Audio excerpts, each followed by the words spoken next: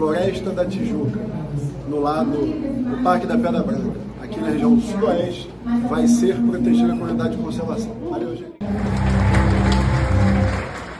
Eu fui o secretário de Ambiente, que junto com o Prefeito Eduardo mais criou unidades de conservação em termos de área na história da cidade.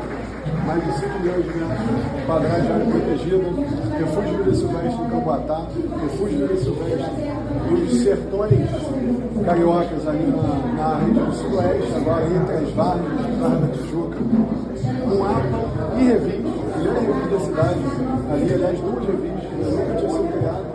Fiquem tranquilos, a gente está terminando a análise disso para poder garantir que seja feito do jeito correto, mas Floresta da Tijuca, no lado do Parque da Pedra Branca, aqui na região do Sudoeste, vai ser protegida com a Unidade de Conservação. Valeu, gente. Então, Jacarepaguá, lugar mais rico da Jacarepaguá.